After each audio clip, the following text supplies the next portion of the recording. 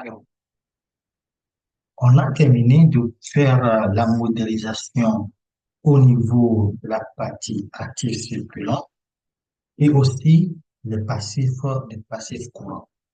Donc, ce qui nous reste maintenant à faire, c'est de pouvoir faire la modélisation des immobilisations, voir les données sur le stock et voir du moins les données sur le capital, le rapport à nouveau et le résultat net, sans oublier évidemment les charges financières. Ok, donc, c'est ce qu'on va essayer de faire. Donc, on y va ensemble. On va commencer par la première partie, l'immobilisation corporelle. Donc, on est d'accord. On est au niveau du bilan. Donc, premièrement, il faut obligatoirement que je puisse avoir l'immobilisation corporelle de l'année N-1. Maintenant, que j'ai l'immobilisation de l'année N-1, il est important. Parce que sur 2025, est-ce qu'il y a des investissements? S'il y a des investissements, il faut que je puisse ajouter les investissements là en question. Donc, je vais maintenant ici, je vais faire plus, je vais descendre les investissements. On doit l'avoir au niveau de la trésorerie, la ligne 77. Donc, je vais prendre ce qui est là, la ligne, le P77. Et maintenant, au même moment, il faut que je puisse faire quoi? Je puisse ajouter l'amortissement, retrancher l'amortissement, ajouter l'amortissement qui est en haut.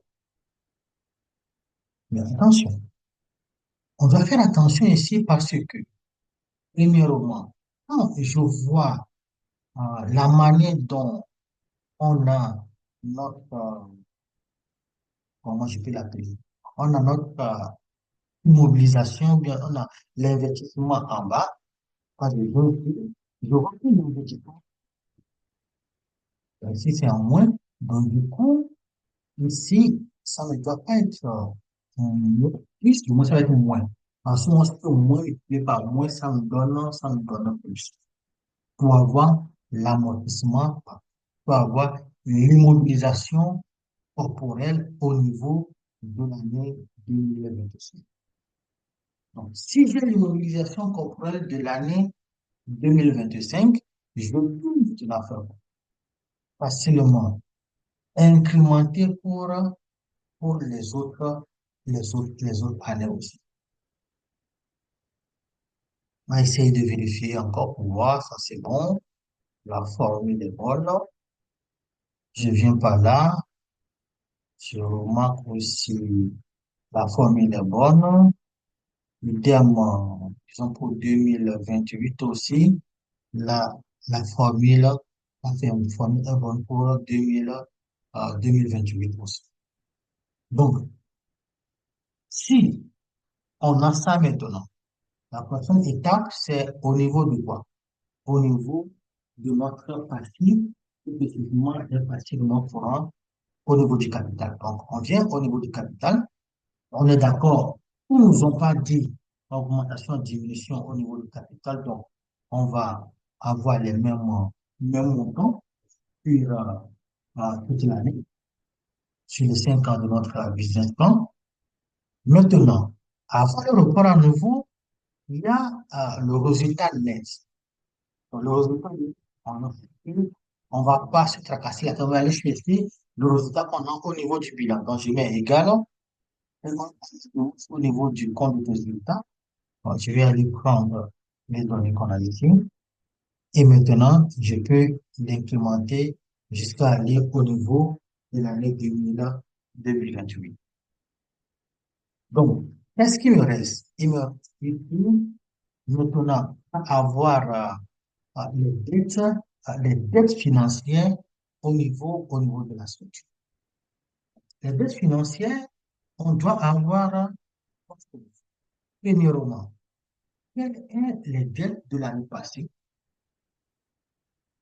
Maintenant, quand on prend les dettes de l'année passée, est-ce que l'année en cours, est-ce qu'on a encore contracté d'autres prêts?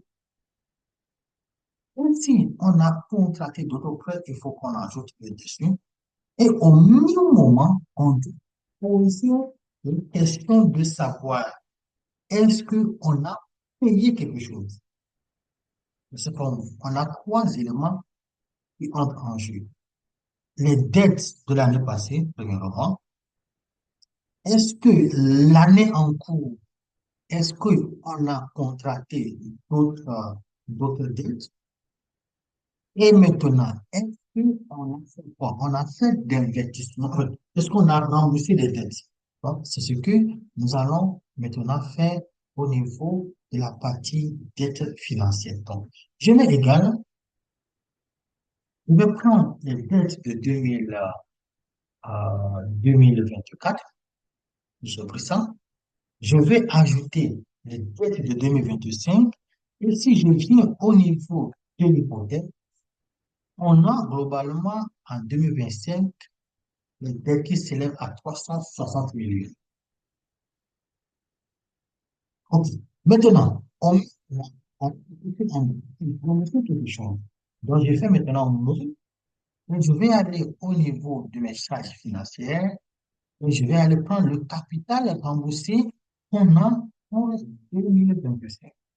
Et je vais. On va faire la même chose aussi pour 2026. Donc, je prends 2000, ça, je peux le faire comme ça.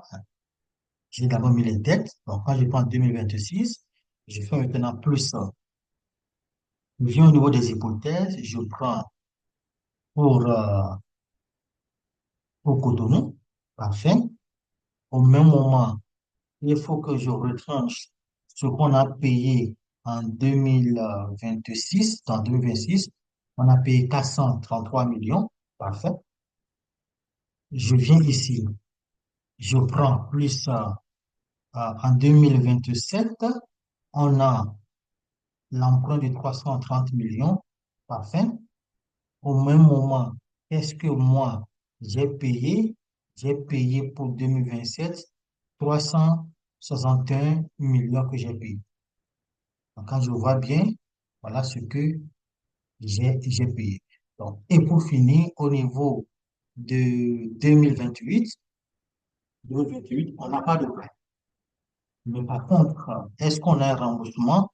Oui, on a un remboursement qui s'élève à 356, 156 millions.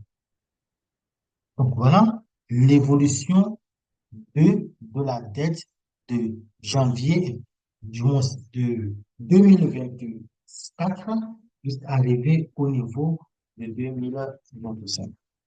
Alors, maintenant, le report à nouveau, c'est quoi? Le report à nouveau, c'est évidemment de pouvoir prendre le résultat de l'année passée, plus le résultat de l'année en cours. Donc, ce qui veut dire que si je suis au niveau du report à nouveau, donc je prends le report à nouveau de moins de 2024 plus le résultat de 2024 et je valide. Donc, je fais la même chose aussi pour 2026, donc le report à nouveau de 2025 plus le résultat de 2025 et je valide. Idem aussi pour 2027,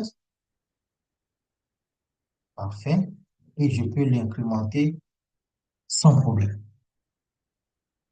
Donc, on a les dettes qu'on vient de faire, on a le report à nouveau, on a aussi, donc, ce qui nous reste maintenant, c'est juste la partie trésorerie que nous allons, attention, la partie trésorerie que nous allons aller maintenant chercher au niveau d'en bas pour voir est-ce que notre résultat, notre compte, notre bilan du point est équilibré pour nous ou pas. Donc, au niveau du bilan, on est allé étape par étape. Premièrement, on a commencé par modéliser tout ce qui tourne autour de l'actif circulant et le passif courant. C'est facile pour nous. On est revenu au niveau, évidemment, de l'actif courant en tenant compte de ce qui va rentrer, en tenant compte du moins de l'immobilisation passée, l'immobilisation en cours et l'amortissement. Donc, y compris aussi, on a fait la même chose aussi au niveau du report à nouveau. Donc, dans la prochaine vidéo maintenant, nous allons attaquer la dernière partie au niveau de notre business plan, ce qui est plus facile parce qu'on a tous les données déjà. On va attaquer cette dernière partie et on verra si notre bilan est équilibré pour nous. Merci.